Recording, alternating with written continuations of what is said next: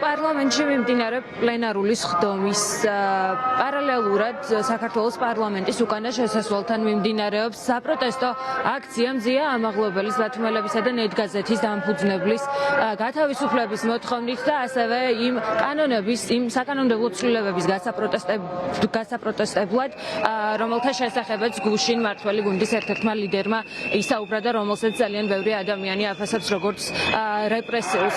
აქ შეკრებილი ადამიანები 11 საათიდან იმყოფებიან საქართველოს პარლამენტთან, მათ ორჯერ გადაინაცვლეს ჯერ 9 აპრილის ქუჩაზე, შემდეგ ჭიჭინაძის ქუჩაზე და ასე ვთქვათ წრე დაარტყეს პარლამენტს. პირველ ესეთ მსვლელობისას, თუ ასე შეიძლება ეთქვას, მათ საპოლიციო ძალებმა საკმაოდ დიდი წინააღმდეგობა გაუწიეს, მათ თხოვეს რომ იმოძრავებდნენ ტროტუარზე.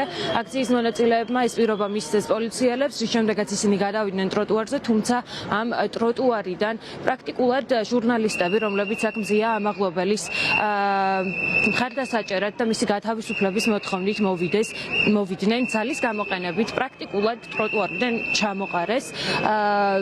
ახლაც აქ არიან ეს ადამიანები, ისინი ამბობენ, რომ მსგავსი ქმედება სამართალდამცველებისგან, რომელთა მოვალეობაც პირიქით მოქალაქეების დაცვა უნდა იყოს, არის აბსოლუტურად წარმოუდგენელი და ისინი აღნიშნავენ, რომ ეს არის მედიაზე პირდაპირი თავდასხმა. ჩვენ შეგვიძლია მოვისმინოთ მათი კომენტარები იმ ინციდენტის შემდეგ, რომელიც მოხდა 9 აპრილის ქუჩაზე სულ დაახლოებით 1 საათის წინ. პატარა გოგოს, მათი გადამოსახედიდან პატარა გოგოს სახეში ურტყეს.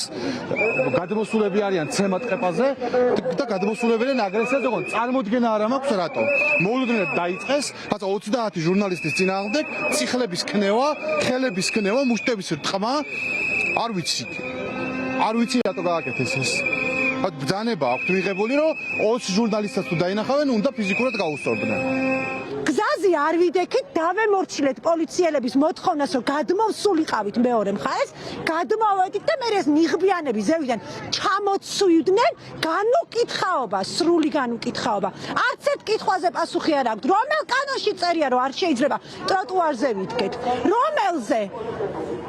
ყველაფრით, უკვე არ ვიცი, რო ვიძახთით, ბელარუსი, რუსეთი, კანონით, ქცევით, ბრძანებებით, აი ეს არის რუსეთი, ეს არის ბელარუსი.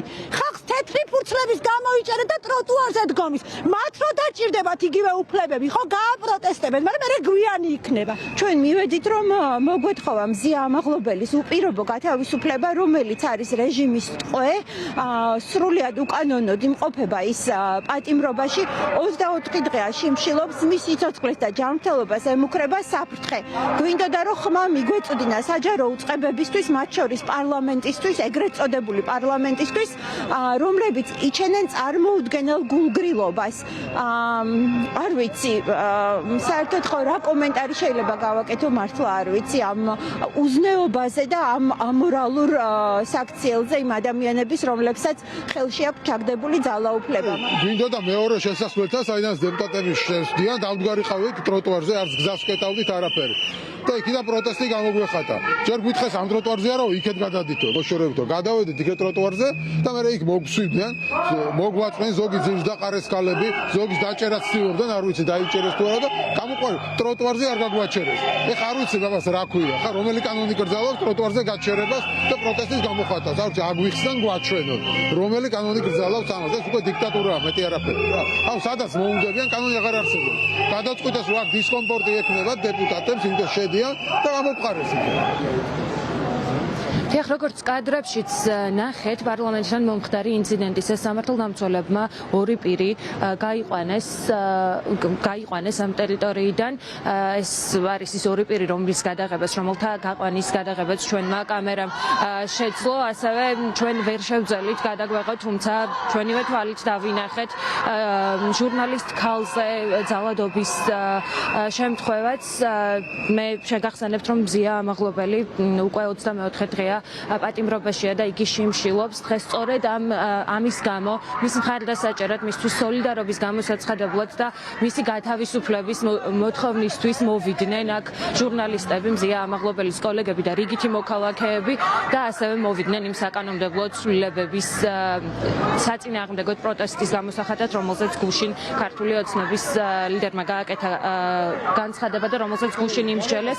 ახლაც აქ შეკრებილი ადამიანები ცდილობენ რომ დაელაპარაკონ პოლიციელებს, ისინი სამართალდამცველებს მიმართავენ ასეთი ეპიზოდი დღეს უკვე არაერთხელ ვნახეთ.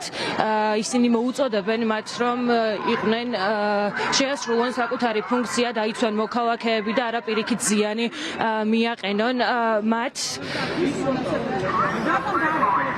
და აქ არის საკმაოდ დიდი რაოდენობის სამართალდამცველები. თქვენ კადრშიც ხედავთ რომ უკანა შესასვლელის წინ არის პოლიციის კორდონი. აქ ისინი არიან განთავსებული დილიდან, ასევე გვერდითა შესასვლელებთანაც, როგორც ჭიჭინაძის ქუჩაზე, ასევე 9 აპრილის ქუჩაზეც არიან განთავსებული პოლიციელები და ასევე სკვერში, რომელიც არის პარლამენტის უკან.